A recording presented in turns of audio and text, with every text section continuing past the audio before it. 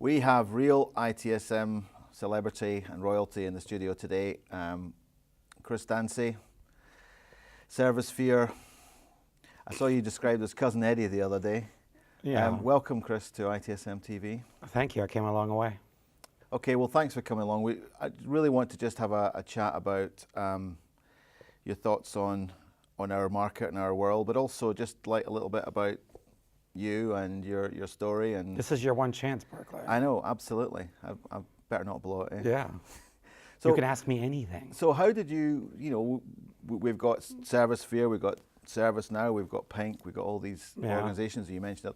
How did you get started in ITSM? Let's start nice and gently into this. How did you get involved? Ease into it. Ease in. No pain, no friction. So yeah, right out of university, I was doing some accounting work for a company that was, they were doing medical billing for a hospital.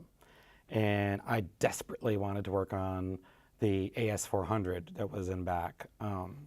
So I would volunteer at night to go and change the big reels that actually transmitted the claim data to and from the carriers. Still, I couldn't get into IT because it was just the mainframe and these people who put in data. And I guess it was finally around, it was 93, maybe 94, we put Windows on them for the first time, Windows 3.11, and they needed help because I had been playing on it. And I said, well, I can do it. So it was sometime in there that I officially transitioned over, and I was doing the non-computer work because the mainframe was the computer. So I was the only person. And then slowly that piece of software got bigger and bigger, and more companies on the East Coast were using it. We migrated to Windows 95 and we started saying, do we need a Windows product? So we started hiring people. I'll just jump through a few years. It's about 98. I was managing about 16 people on the help desk. We were actually a help desk then. So it was legit. It was a real career, sort of. I was a bastard to work for. Still am. And then, heard it here first. Yeah. And then, gosh, it was really odd. They said we're gonna merge with this online portal company that wants to put in health information on the internet. And I thought, well, that's weird. No one goes to the internet, and why? And remember, this is 1998, right? So I'm saying no one goes there. And then they rebranded the company WebMD. So in America, a lot of people know WebMD. It's kind of odd. It used to be the first hit on Google. Left there and was recruited by Front Range Solutions. I think you guys have Front Range over here. We certainly do, Yeah. yes. So I installed Heat, and I got all the Heat jokes in the world. I'm in Heat. You install Heat. You put me in Heat. All this kind of. I hated that. But did that from '99 until 2002. So everybody from the FAA to FTD Flowers to every major retail outlet, I installed their help desk.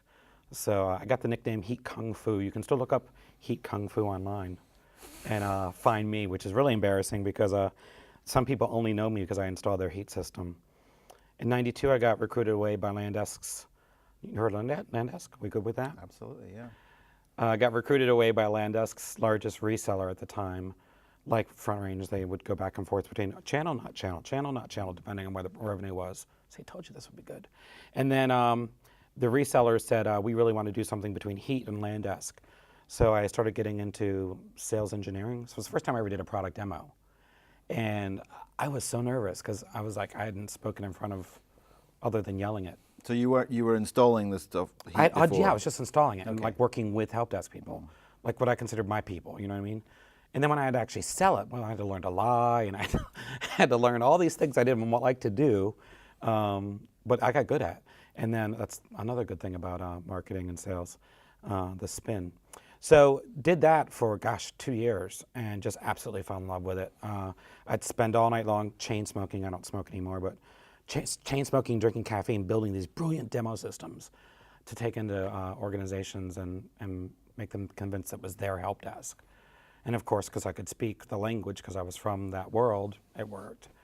And then finally I got into product management because we built this integration so that if you were on the help desk, you could use desktop remote control because that would save you a step somewhere American, so we don't want to move. So that we could remote control and actually push software. Right at the end of 2006, I got a call from Microsoft. They were going to release a service desk product and said, hey, we heard you are the service desk guy in America. And I said, well, of course I am. So went up there and everybody be humble, right? So went up to Redmond and spent a day. And the interesting thing about interviewing with Microsoft is you interview with all these different teams, and they take you back to like the main lobby area. And if you don't make it past a team, they just don't come back to get you. So all day long during these 8 one-hour interviews, you never know, is that it? So you sit there for a few minutes like, is the next person coming? Is the next person coming? It's absolutely horrifically terrifying. But made him through it all. And at the same time, I got a call from Graham Ridgway, who was the founder of Touch Paper. I think he's the founder. He was, or was the MD. Yeah, he was something big and Royal important. Blue was what he founded. Okay. And Yeah. spun off Touch Paper. Yeah. So I like Royal Blue. It's a good name. No one ever understood Touch Paper in the States. Oh, well, long story short. So Microsoft, the prestige, no money in Redmond, or Touch Paper, and the title of Vice President of Business Development. Vice President was better.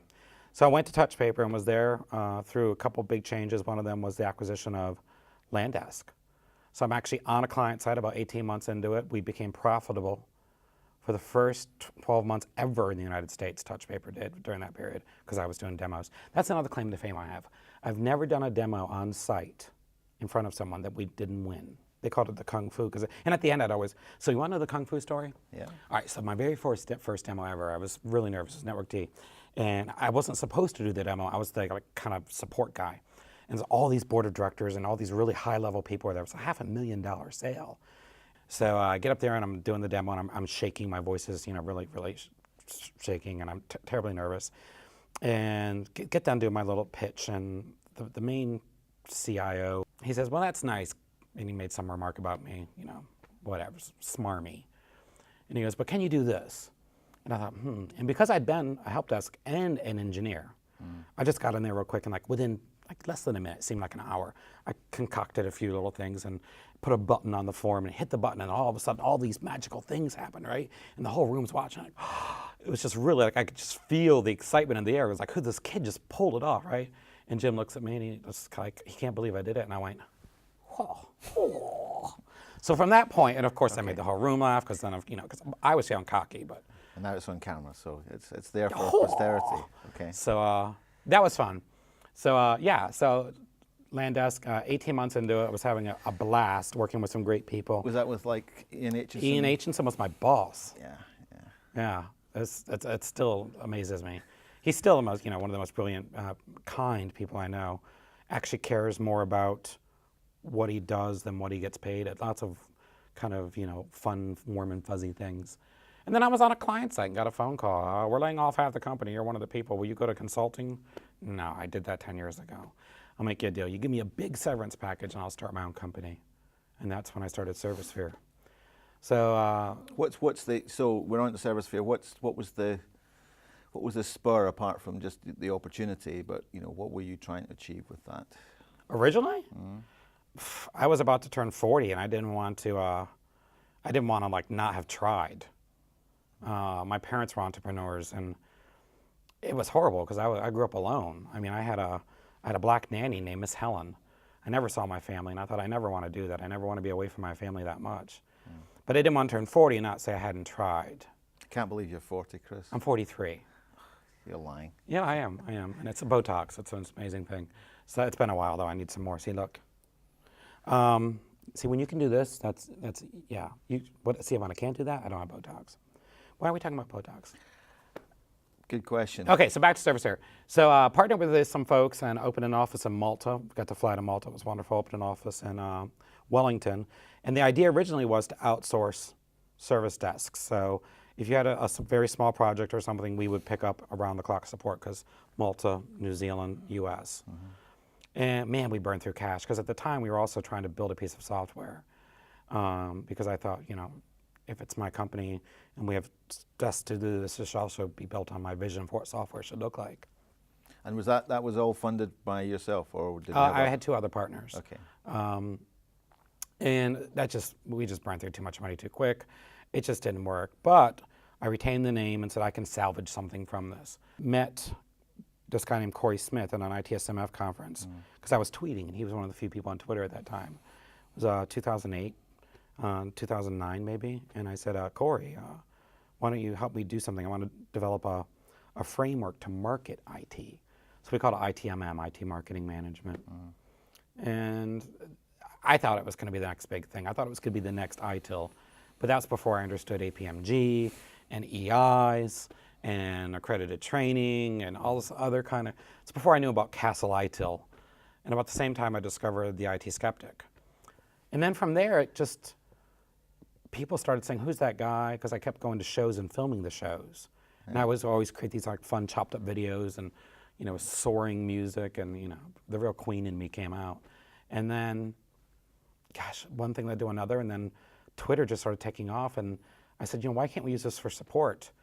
And, you know, it was 2009. No one thought it was a good idea for Twitter for support. 2010, no one thought Twitter for support was a good idea.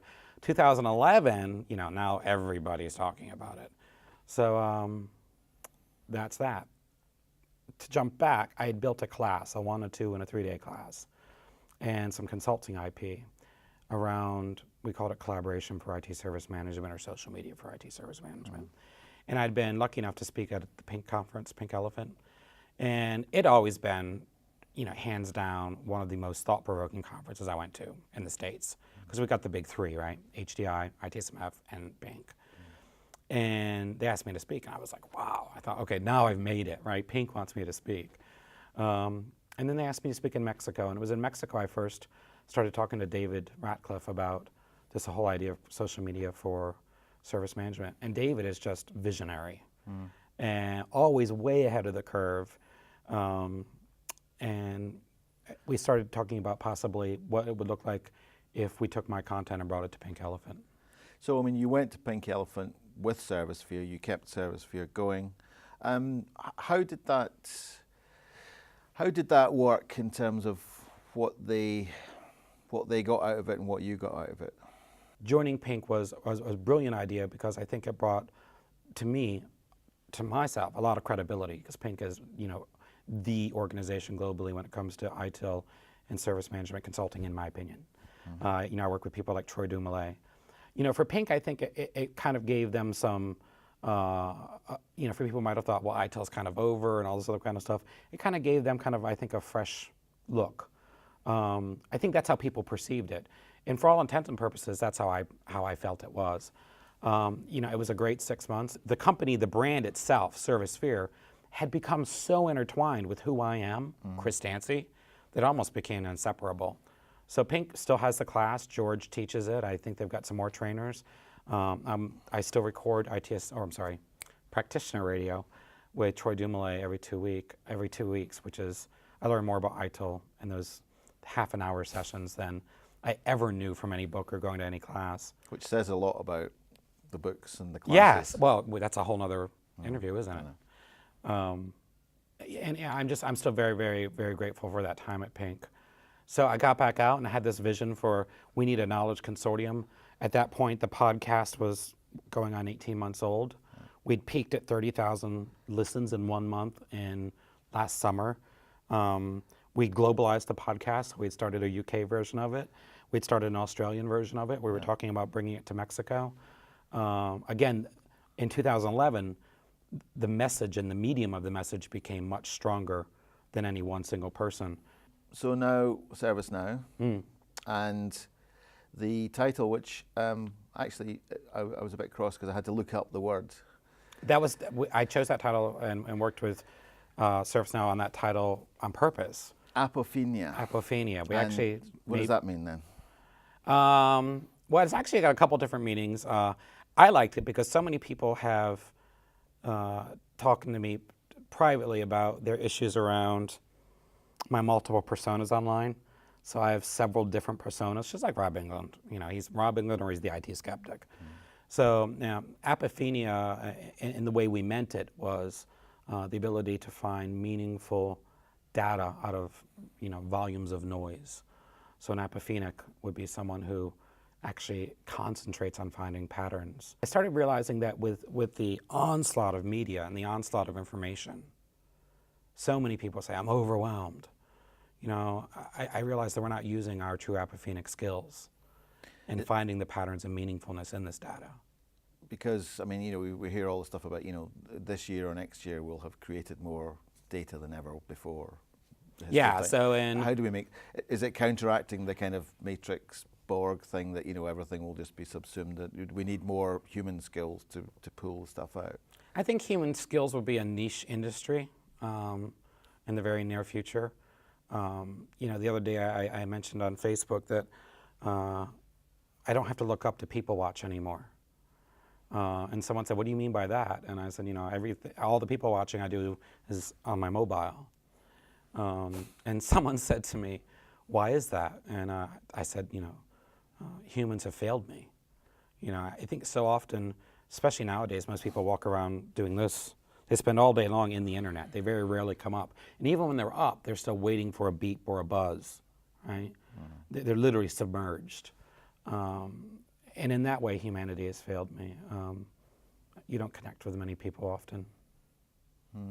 So, I mean, ServiceNow, where's all that going? And will ServiceSphere continue? Are you going to carry that on with that and all the kind of work that does, the podcast and so on? Or is that going into the ServiceNow business?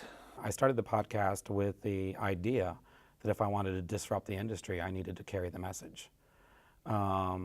So the podcast itself has always been independent. Again, in 77 episodes, I never said the word ServiceSphere once.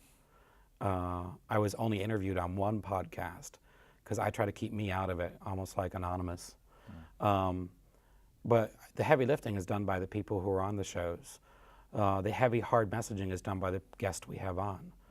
I have a war on my mind. I'm just letting other people do the fighting. What's your thoughts about the industry, where it's going, what we need to do, what we need to think about? Well, let me make sure I answer your last question. ServiceNow does not and will never own ITSM Weekly.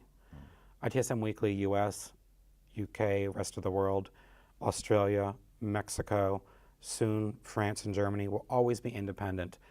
And the minute they're perverted in some sort of way, the listenership will drop. I've seen it happen.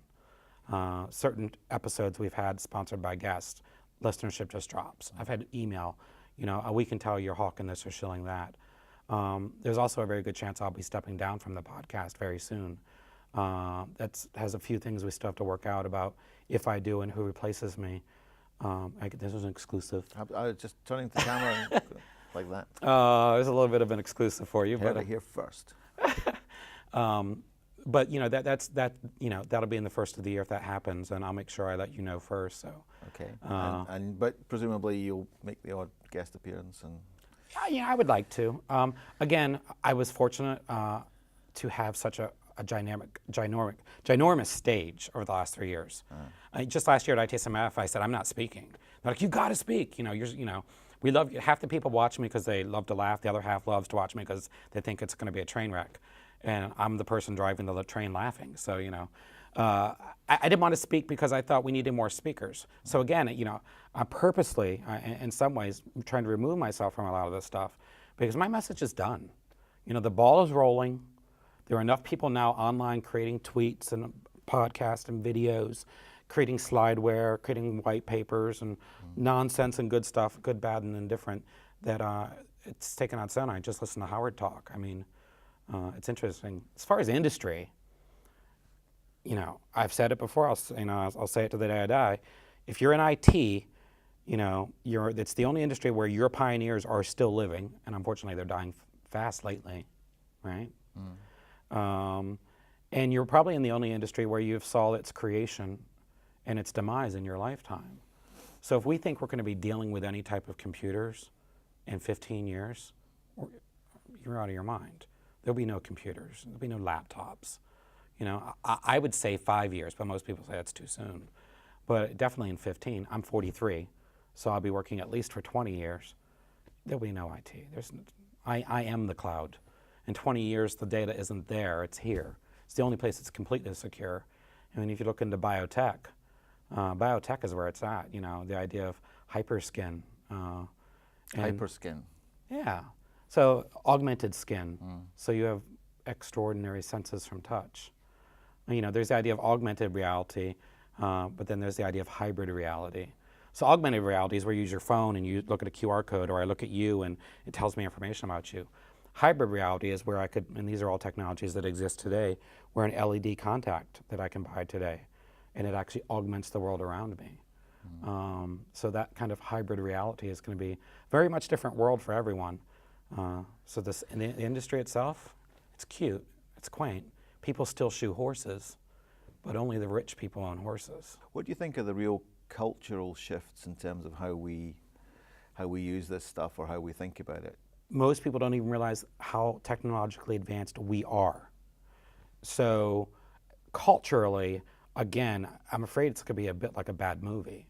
I think a lot of people one day are just going to wake up and realize, I've spent the last 5 years looking down and everything is augmented now. Back to reality. Back to life. I mean, you had this meteoric rise in the last few. You've gone from Chris Dancy, Heat. But remember, guy. I was Chris Dancy. I was popular as the Heat guy. Yeah, but now I'm known as the social media guy, which kind of hurts. Now you're Elvis. Now you're Lady Gaga. I mean, it's, you know. I'm closer to Gaga than Elvis. But you know, what next? ServiceNow seems a good fit. You know, in terms of their approach and their kind of forward thinking and so on. Yeah, I think a lot of people have vendor hangups and just industry hangups in general. Rhett, who he looks like the most menacing person on Twitter. He looks so scary. But actually, he's quite. He's like a little mouse. You just want to pet him. Nice, Rhett. But yeah, you know, from an industry standpoint, ServiceNow to me makes perfect sense, and I think Rhett's blog made perfect sense. You know, in Rhett's blog he says, "Is ServiceNow big enough for Chris? Not as will they provide me a big enough platform?" And I thought that was it was humbling because I'm such a fan. I think a lot of people confuse ServiceNow and how they got successful with reality. And I've told Fred this, and I'm such a fan of Fred's. You know, Fred Luddy. Yeah, Fred Luddy. Founder. You know, they just did the web and they did it right. You know, it wasn't SaaS, and yeah, SaaS was a major part of how they rapidly grew base, but they actually did web and did it easily. Whereas if you look at when they started, you think that IT, oh yeah, everyone's doing web. No, we weren't. We were fighting off Salesforce, and we didn't want web products and all that other kind of stuff.